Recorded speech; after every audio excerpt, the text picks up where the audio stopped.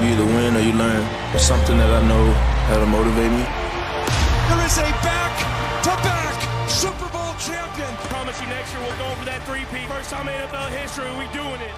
Saquon isn't able to take us to the next level. Saquon Barkley, you're going to have to deal with the Chiefs.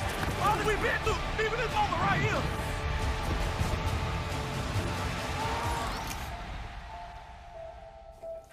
Rain in Philadelphia Friday, so the Eagles practice indoors as they get ready for Super Bowl 59. Philly's running game will probably continue to be a big part of their attack against the Chiefs. They're averaging 228 yards per game on the ground this postseason with 10 rushing touchdowns in 3 games.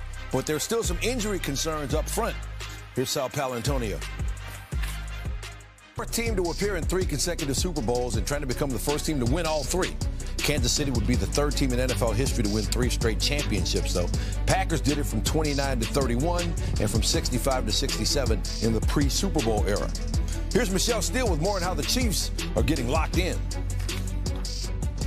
When you go to the Super Bowl, as much as the Chiefs have, 5 of the last 6 to be exact, you get to develop a Super Bowl routine. That is what Andy Reid is calling it. And they are in their Super Bowl routine for the first week of preparation ahead of leaving for New Orleans this weekend. Now, that means treating it almost like a game week where they would play on Sunday, putting in the game plan, doing the install, and practicing in the Chiefs' indoor facility.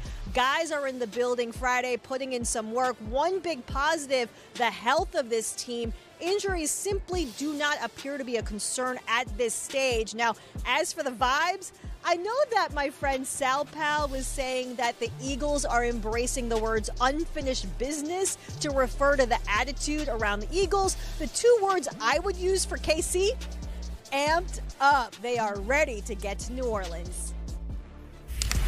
All right, we know what you want to know, at least based on what guys keep asking me on the golf course. The Chiefs are currently a 1.5-point favorite over the Eagles, according to ESPN Bet. Kansas City covered the spread in just 7 of their 17 regular season games. But in 4 Super Bowl appearances with Patrick Mahomes, Chiefs covered 3 of them, including Super Bowl 57 against the Eagles. Steelers president Art Rooney II says he thinks both Russell Wilson and Justin Fields see themselves as starters, so he doesn't expect Pittsburgh to re-sign both of them as they hit free agency. Wilson, though, could have a comfortable landing spot with his former coach Pete Carroll and the Raiders, but right now he sounds like he wants to stay in Pittsburgh. Man, I love the Steelers. Obviously, you're wearing Steelers colors today, so I think you're. But I think it's obviously a blessing to be a Pittsburgh Steeler. I mean, just the great tradition, the football, Coach Tomlin, the guys in the locker room. I think we got a chance. We're not far off. We were one of the best teams in football for a long time, and then we just didn't finish the way we needed to against some really good football teams. And obviously the Eagles are in it, the Chiefs are in it, and so just I think that we'll get better as we go, and I think sometimes. There's only one team that wins it, and unfortunately it wasn't us. Meanwhile, Jamar Chase is looking to get paid. The Cincinnati Bengals superstar receiver seeking a long-term contract from the Bengals, and he's looking for league-high money at his position. He's hoping but not sure he'll get what he deserves from the Bengals. He spoke about his uncertain contract situation with our Laura Rutledge at the Pro Bowl games. At the end of the day, I just hope, I get what's fair at the end of the day and, doing what my worth is at the end of the day. Hopefully I don't put too much pressure on anybody, but, I just want it to be fair. That's all. What do you think is fair? Fair is just, what I deserve. I can't really say everything I want to say, but, it's what I deserve, is what I worked for, it's, how hard I worked for. It's a written story already, so it should be a fair change. Hey, Jamar Chase had one of the most impressive seasons in NFL history, becoming the first player to ever record 1,700 receiving yards and 17 receiving touchdowns in a season. He also became the 5th player since the merger to win the receiving Triple Crown, joining Cooper Kupp. Specifically, though, for Kansas City in 8 days at Super Bowl 59. With a win, the Chiefs would become the first team to ever win 3 straight Super Bowls. It would also give them a 5th Lombardi trophy, tied for the 3rd most of any franchise. Meanwhile, the Chiefs also seeking their 10th straight playoff win, which would tie the Patriots from 0-1 to 0-5 for the longest streak all time. And that includes 4 straight wins when trailing in the 4th quarter. As for that, Mahomes is the only QB to win 4 straight playoff games from trailing in the 4th. And next Sunday, he'll look to become the 2nd youngest player to ever start and win 4 Super Bowls, trailing only Hall of Famer Jack Lambert. Michelle Steele is in KC with the back-to-back champs.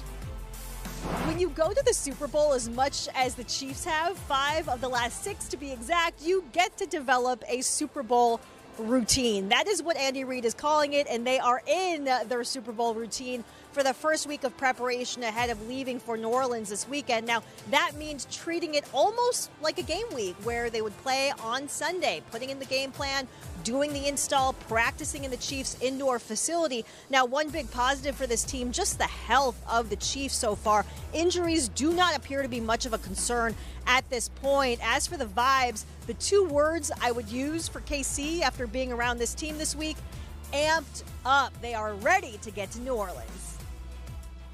NFL analyst Sam Acho is with us this morning, fresh off of a tour of the University of Miami's campus, judging by the colorway that we're rocking, Acho. No, the Chiefs have not allowed a 100-yard rusher in the playoffs since Spags, Steve Spagnuolo, took over as DC in 2019. Does Saquon end that run? He does. And I think the reason that he does is the fact that the Philadelphia Eagles are committed to the running game. And this started early on in this Eagles tenure, in this Eagles career when it comes to running the football. Think about what this Saquon Barkley-led offense has looked like. They've been a dominant team when it comes to in the red zone, but also when it comes to explosive plays. And Nick Sirianni, when he first came to the Eagles, initially was a little bit of a pass-heavy offense. Then about halfway through his first year, he flipped over and said, let's be more dominant in the run game. And all of a sudden, they started winning over and over and over again. And so for me, it's the commitment to the run game as well as the opportunities for big plays for Saquon.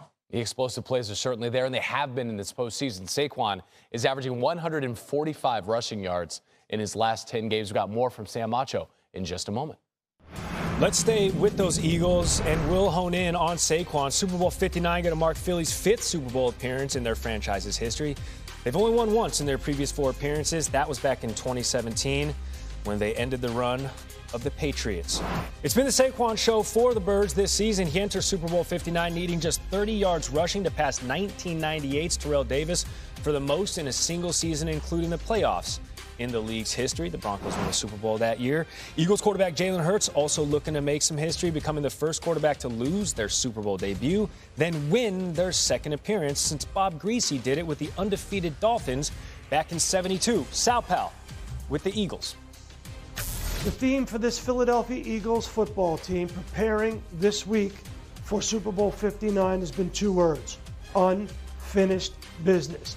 Intense self-scouting, installation of the offense and defense this week, and then figuring out how they can get themselves ready for Super Bowl 59.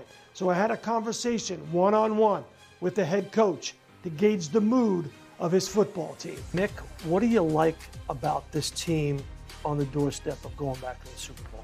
Yeah, I really like our togetherness, that we constantly think about team. The selflessness of being a teammate, the celebrations together, time spent together, not wanting